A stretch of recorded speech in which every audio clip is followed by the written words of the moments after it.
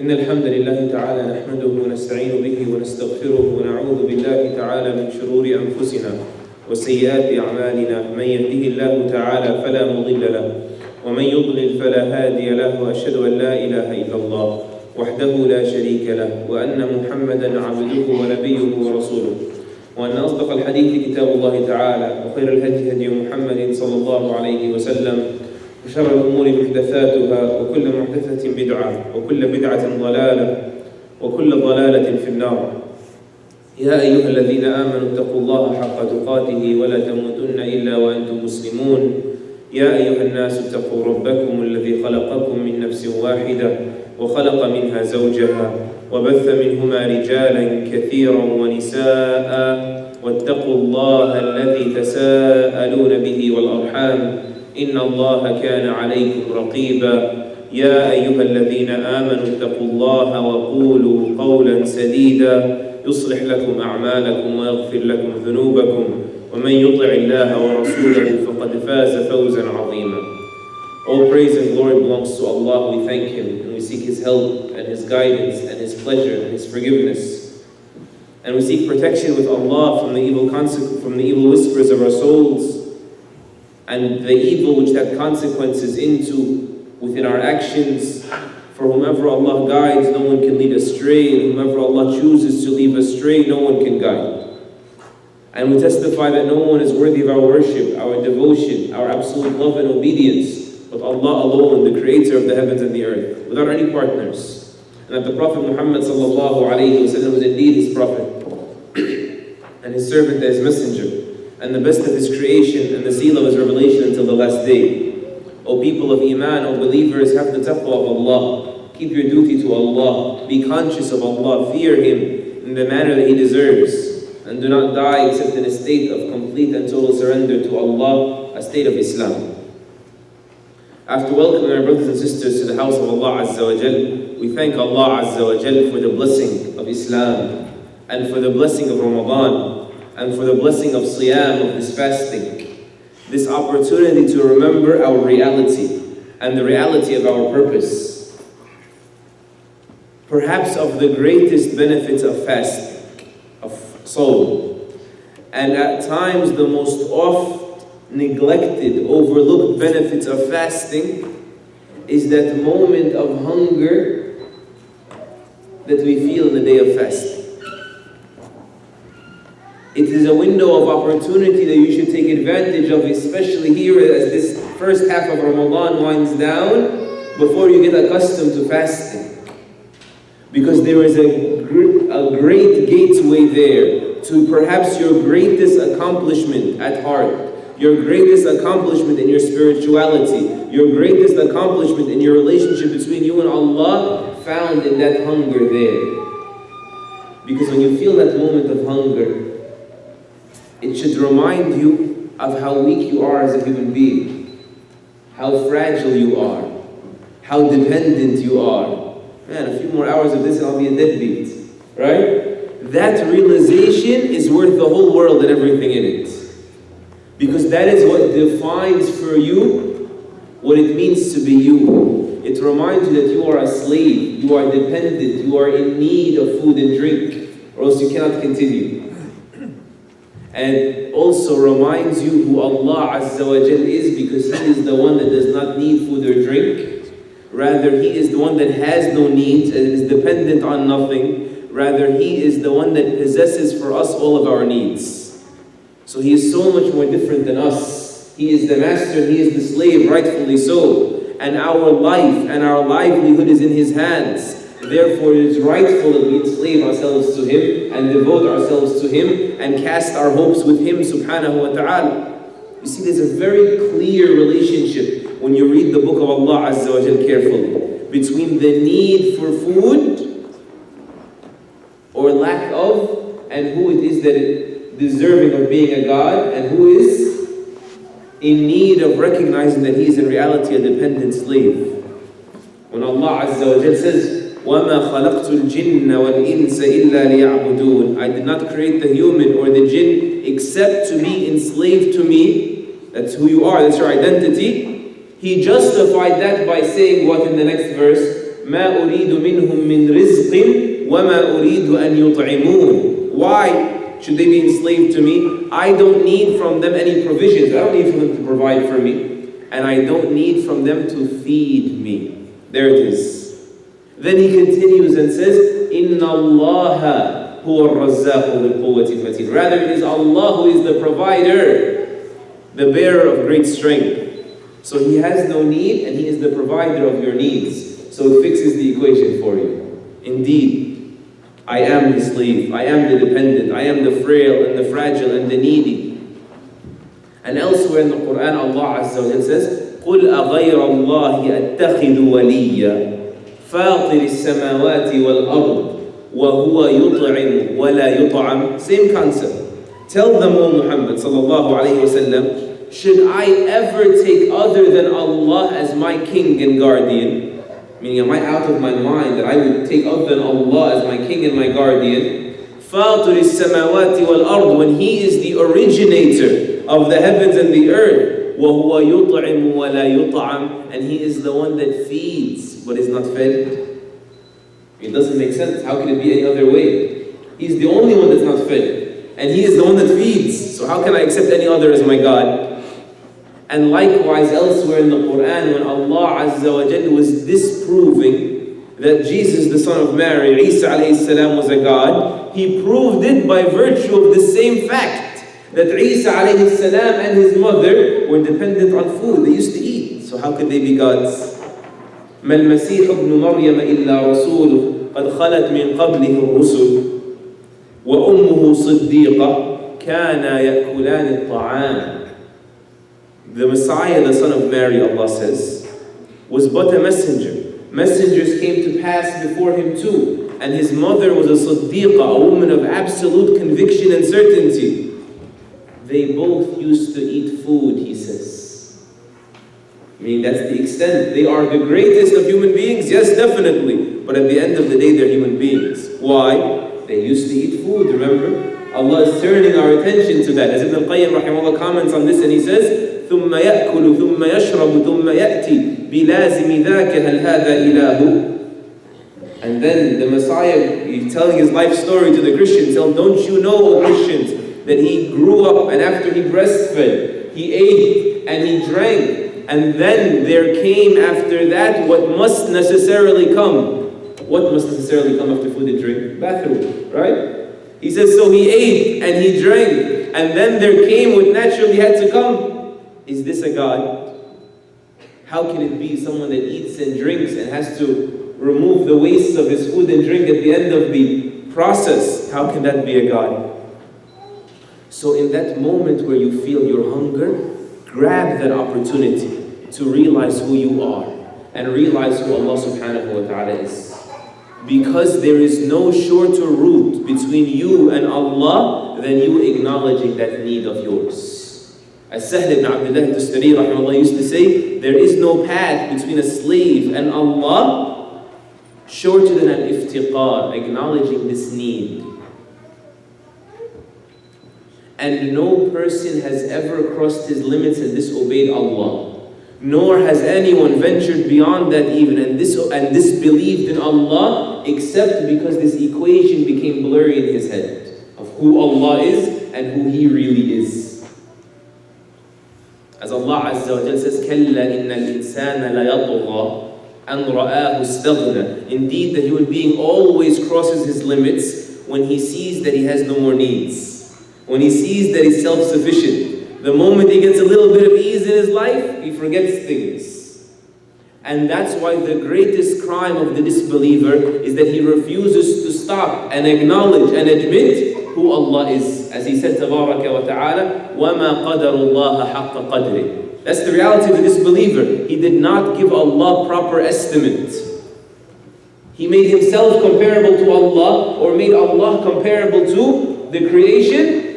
He did not give Allah His proper distinction, His proper greatness. As He said subhanahu wa ta'ala in Surah Nuh, مَا لَكُمْ لَا تَرْجُونَ لِلَّهِ وَقَارًا. What is with you that you don't allot proper grandeur to Allah? Why do you refuse to recognize that? That's what made them disbelievers. And he said subhanahu wa ta'ala in Hadith al-Qudsi, الكبرياء ردائي والعظمة إزاري فمن نازعني في واحد منهما قسمت عذبت. Greatness is my cloak. Pride is my garment. Whoever challenges me in either of these, I break him. I punish him. So when the equation becomes clear, you become safe and you understand your identity, and it becomes simple and easy and natural and effortless to be a slave of Allah to fulfill your purpose. So take advantage of the moments of hunger in your fast and try hard to transition yourself in Ramadan from considering it a feast to considering it a fast. We taste iftar every day. Try to taste the siyam itself. It has a beautiful taste behind it. Getting to know who you are. Getting to know who Allah is. And by the way, everyone will get to know who Allah is. It depends on when you get to know that determines whether you're saved or not. You see, when the person is dying, he admits. When he's breathing his last, he comes to terms. As they say, there are no atheists on a sinking ship. When the ship is sinking, everyone says, oh God, okay, I admit. But at that point, the realization is worthless. Only realizing this reality before that point saves you in this world and in the hereafter. As Allah Azza wa Jal mentions to us at Fir'aun, the one who refused to admit that Allah was great and he claimed greatness to himself, and they refused to admit that Allah was God, and he called himself a God. When he was dying, he admitted. And he records for us his statement in the Quran. Listen to this statement. He says, آمنت أنه لا إله إلا الذي آمنت به بنو إسرائيل. I have believed that none is a God, none is worthy of worship except the one whom the children of Israel have believed in. You can almost hear the arrogance dripping in his voice. Even when he's dying, he doesn't want to even say La ilaha illallah. He says there's no ilah except the one that the children of Israel have believed in. He doesn't even want to utter his name. He is forced to admit it, but he doesn't even want to. So everyone will admit it at one point, but it's about when. And that's why when Fir'aun said that, the very next verse says what? Al-an وَقَدْ عَصَيْتُ قَبْلُ. Now, the verse says, Allah tells him now, the angels tell him now you see it? When you were sinful before, and you used to spread corruption in the earth. And a person, once he admits his need and realizes his poverty and how fragile he is, that is how he becomes strong. And that is how he becomes rich. And this is how he fulfills his potential. And this is when the opportunities finally open wide for him.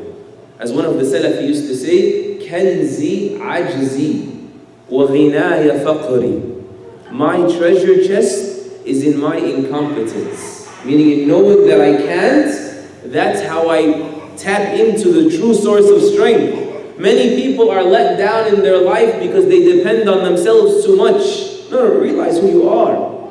It is with Allah Azza wa Jal, all of it. As the simple Bedouin Arab, he said once, عَرَفْتُ رَبِّي بِنَقْضِ الْعَزَائِمِ. I have come to know my Lord by the way my determination gets unraveled.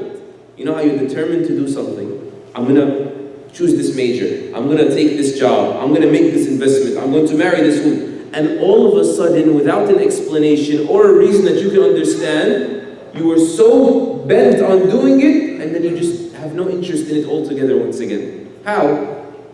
Allah Azza wa Jal owns you, and He owns that heart of yours as well. The Bedouin, I've come to know Allah by these events in my life. How even my heart switches in a way that I didn't prompt, couldn't explain.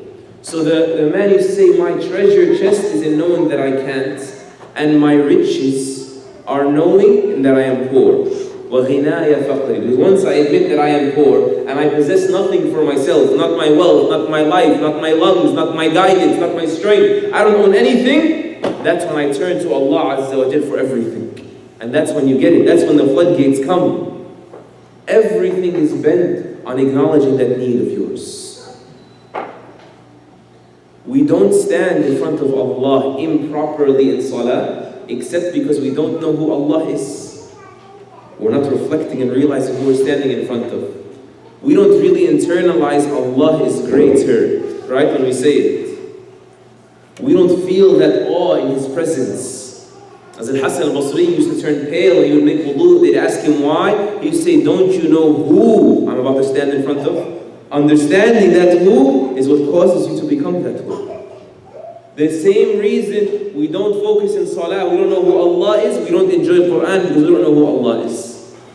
As one of the early Muslims used to tell his students, and when he would complain that I pray at night, O teacher, and I can't find sweetness in my salah. I can't find sweetness in my recitation. I don't enjoy my taraweeh, if you will. He said to him, I will give you a tip.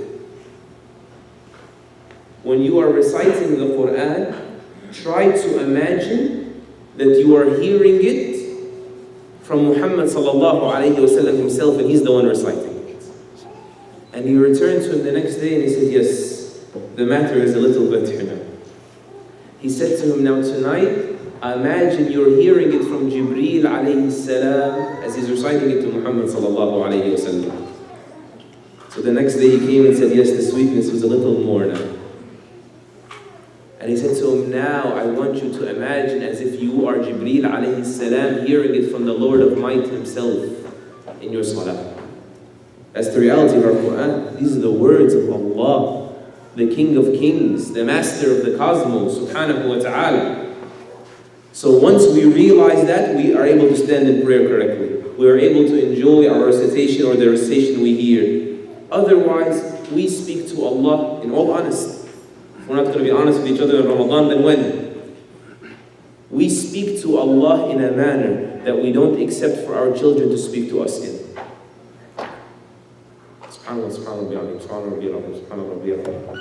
Subhana means perfect. Glorified above imperfections, meaning perfect. Alhamdulillah means thank you. Simplistically, right? Oversimplified, but it means thank you.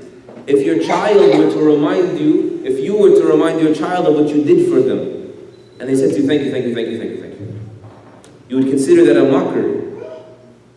You would slap them or at least punish them, not to say that it's an approval to slap them.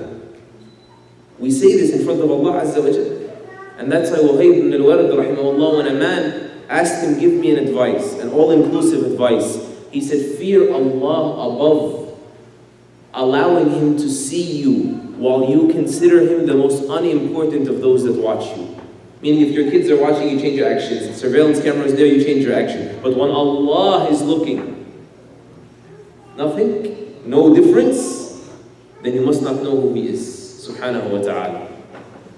Also, our ability to improve as believers and fish out the flaws from our lives and accept advice is based on us knowing who we are. That we're very flawed creatures, we're filled with problems, we should listen to advice, right?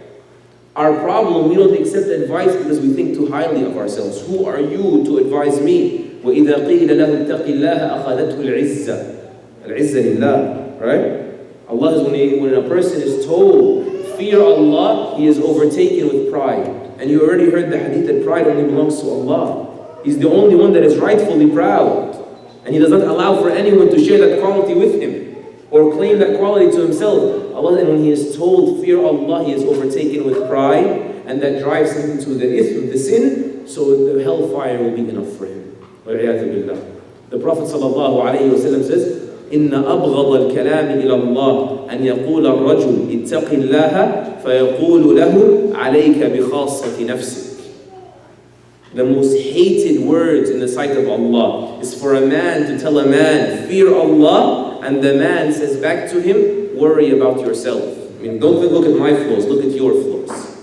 Meaning mine are nothing compared to yours. And Umar ibn Khattab radiallahu anhu would tell the people, regardless of how high he became, he would say, advise me. فَلَا خَيْرَ فِيكُمْ إِن لَمْ تَقُولُوهَا وَلَا خَيْرَ فِينَا إِن لَمْ نَسْمَعْهَا. There is no good in you if you don't advise. And there is no good in a person that does not listen to it. At least take it into consideration, check, maybe it's true. So much is dependent. Knowledge is dependent upon you knowing that you cannot get it yourself. As Allah Azza wa Jal challenged the angels, so that the angels would say, Subhanaka la ilma lana illa ma 'allamtana. Glorified you are. We have no knowledge except what you taught us. إِنَّكَ أَنْتَ الْعَلِيمُ الْحَكِيمُ. You are the most knowing, you are the most wise, not us. It's not by our wit. You know about yourself, you would just think. You could have the keys in your hand and you'll be looking around for your keys. Your mind is in the hands of Allah as your heart is. If He wishes to set it aright, He sets it aright. He wishes to dismiss it, He dismisses it. Your drool at times, you can't control it and you find it coming down off your face. Were it not for Allah, He would have been the laughing stock of the people. He allowed you to keep your drool in your mouth. Had He let it go, if you opened the valve a little bit on your saliva, on your snot a little bit, and you couldn't find the napkin around, where would your respect be? That is from Him subhanahu wa ta'ala. So when the angel said, you are the most knowing, you are the most wise, only then did He say, Ya Adam anbi'hu. O Adam, teach them. When you admit it's for Allah, you get taught.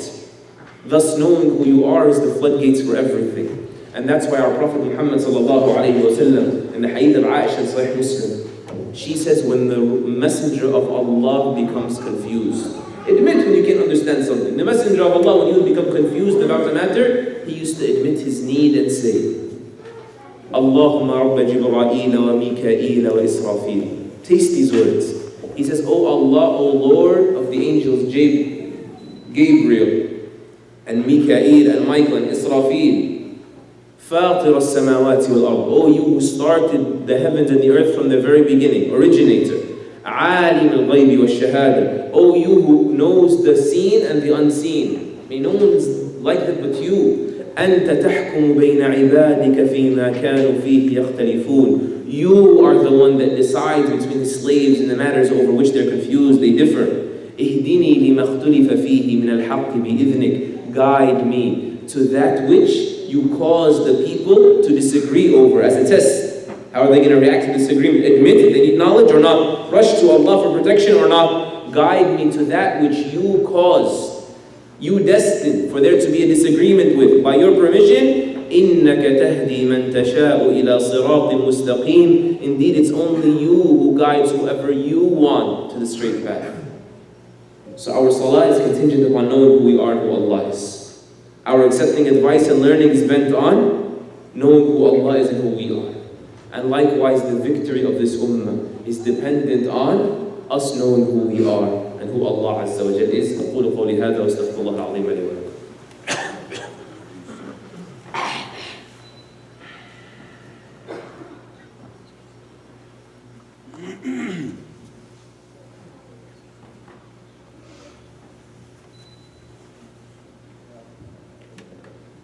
الحمد لله وحده والصلاة والسلام على من لا نبي بعده. أشهد أن لا إله إلا الله وحده لا شريك له وأن محمدا عبده ونبيه ورسوله وأن أصدق الحديث كتاب الله وخير الهدي هدي محمد صلى الله عليه وسلم وشر الأمور محدثاتها وكل محدثة بدعة وكل بدعة ضلالة وكل ضلالة في النار.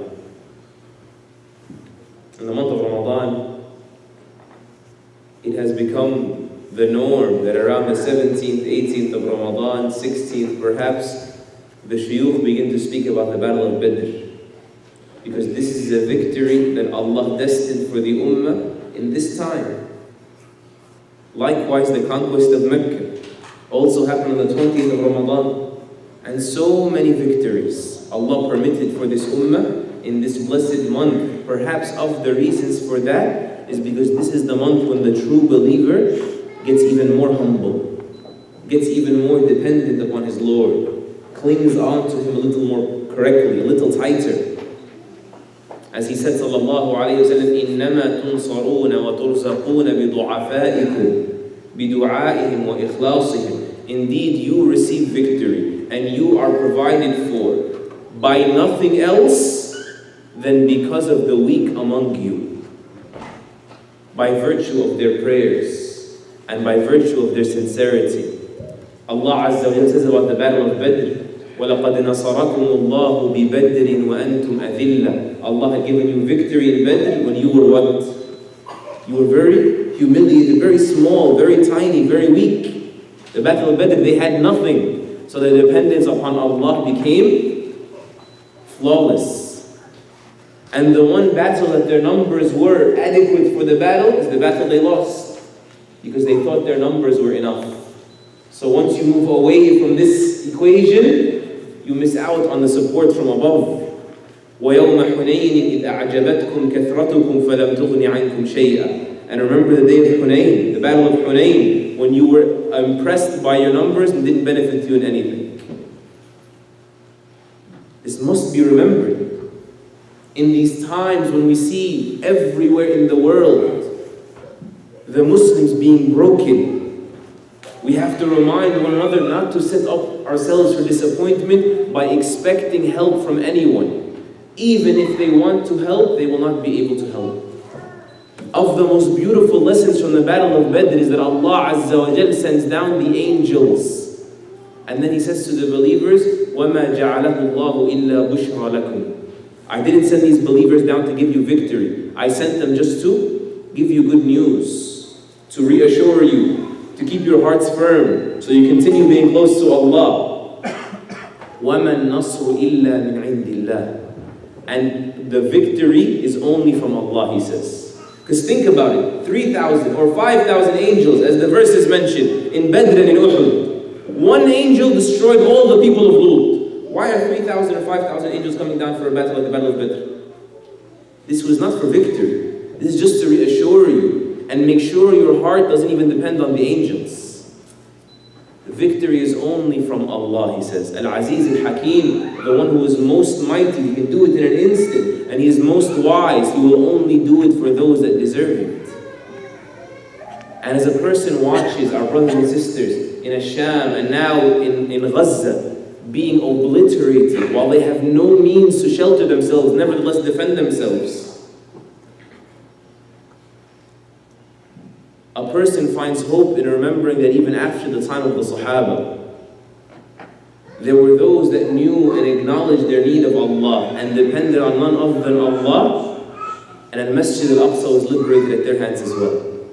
Not just in the time of Umar ibn Khattab. You know Salahuddin al-Ayyubi, who is known for retrieving a Masjid Al-Aqsa from the ruthless crusaders that had ransacked it. The one who paved the way for Salahuddin's expeditions to liberate the Masjid Al-Aqsa and bring peace to those lands was a name by a man by the name of Mahmud Zinki, right? He was titled Nuruddin, the light of the religion. He paved the way a great deal. He was the commander before Salahuddin, and he did much by Allah's permission to set up for Salahuddin what he was able to accomplish by Allah's permission. Of the clearest qualities in these two men was them refusing to take credit for anything that happened. Nowadays we're a little different. Everyone wants to take credit for everything, and everyone thinks something of themselves, and everyone wants to take a selfie and post it. There's something behind that that's very dangerous. To want your picture to be out there. If it gets out there, it gets out there. Ask Allah to grant you sincerity. But to want it, we spoke about this perhaps last month in the khutbah about humility. You know, when they used to say, we will be victorious, we will be victorious, our general is Nuruddin, Zinki, the light of the religion. When he would hear that, he would be devastated, and he would go and pray and rub his face in the dirt, and he would make many sujuds at night. And he would say to Allah, Man Nuruddin, ad-dinu dinuk, wal-jundu junduk, faf'al ya Rabbi ma yaliqu bi karamik. Who is Nuruddin? Who am I? The deen is your deen, and this army is your army. So do, my Lord, what is befitting of your generosity. And of the most beautiful story that I've ever read in my life about this concept of leaving it all to Allah and in turn getting all the support from Allah Azza wa Jal, this very man, he used to pray the entire night in the masajid before the battles and to beseech help from Allah subhanahu wa ta'ala. And one night in the masjid, he made sujood and he said to Allah Azza wa Jal, O Allah, Man Nuruddin, Man Mahmud al-Kalb, Hatta Yunsar. Who is Mahmud? The dog. He's saying, I'm worthless. Who is Mahmud, the dog? To be given victory. هؤلاء عبادك وهؤلاء أعداؤك فانصر عبادك على أعدائك ولا تحرمهم لوجود محمود بينهم. So give victory to your servants against your enemies and do not deprive them because Mahmud exists in front of them. If we win, it's because of Allah, and if we lose, it's because of me, he's saying. So Allah Azza wa Jal, because of his sincerity, He granted him fame. Because the one that wants fame gets erased in history. And the one that tries to hide from it, Allah insists that he be known. One of the scholars in his army saw that night a dream wherein he saw the Prophet ﷺ. And he said to him, go tell Nuruddin that your Lord has heard that you have said, who is Nuruddin the dog? Who is Mahmud the dog to be given victory? And tell him that the Crusaders have come off the tip of Dumyat, the northern tip of Egypt. They've crossed the water, the tip of Egypt, and for him to take his army and beat them there, or else. They will have position. They will have the strategic area to them. So the scholar came and found him in the masjid. And he said to him, I saw the Prophet ﷺ, and he said to me, your Lord has heard you say, who is Mahmud? And out of respect, he removed the word dog. Who is Mahmud to be given victory? And he said to you, take your army and go north quickly to Dumyat, where the Crusaders will be there, and you have to beat them there. Of course, any general in their right mind is not going to build a tactical plan based on some guy who has a dream. So he wanted to make sure the dream was right. So he said, say the full dream. So when the man understood, he said, the Prophet ﷺ said, Allah has heard you say, who is Mahmud the dog to be given victory. So he realized that this was truly an inspiration from Allah subhanahu wa ta'ala. It was not just an empty dream. And he sent the army north in the morning, and Allah Azza wa Jalla granted them a pivotal victory that paved the way to securing that part of the world, and then moving east later on to Al-Aqsa. May Allah return the lands of the Muslims to the Muslims. And may Allah return the Muslims to Allah. May Allah make us of those whose hearts never cling to anyone but Him. And may Allah Azza wa Jalla make us of those that never depend on anyone but Him, and never work for anyone but Him. May Allah Azza wa Jalla remove the pride and arrogance from our hearts, and allow us to enjoy our fast more than we enjoy our iftar. May Allah Azza wa Jalla not allow this month of Ramadan to depart except with all of our sins forgiven, and our flaws removed, and us having been transformed in a manner that would earn us His pleasure as He looks down upon us. Allahumma ameen. Allahumma ighfir lana warhamna, wa ila ghayrika la takilna. Allahumma ighfir lana hazlana wa jiddana, wa khata'ana wa amdana, wa kullu dhalika indana. Allahumma inna nas'aluka al-thabata fil amr, wal 'azimata 'ala ar-rushd, wa nas'aluka shukra ni'matik, wa husna ibadatik, wa nas'aluka qalban salima, wa lisanan sadiqa. ونسألك من خير ما تعلم ونعوذ بك من شر ما تعلم ونستغفرك لما تعلم إنك أنت علام الغيوب. اللهم بعلمك الغيب وقدرتك على الخلق أحينا ما علمت الحياة خيرا لنا وتوفنا إذا علمت الوفاة خيرا لنا. اللهم إنا نسألك خشيتك في الغيب والشهادة ونسألك كلمة الحق في الغضب والرضا ونسألك القصد في الفقر والغنى ونسألك نعيما لا ينفد ونسألك قرة عين لا تنقطع ونسألك الرضا بعد القضاء ونسألك برد العيش بعد الموت ونسألك لذة النظر إلى وجهك والشوق إلى لقائك في غير ضراء مضرة ولا فتنة مضلة. اللهم زينا بزينة الإيمان واجعلنا هداة مهتدين. وصل الله على نبينا محمد وعلى آله وصحبه أجمعين والحمد لله رب العالمين.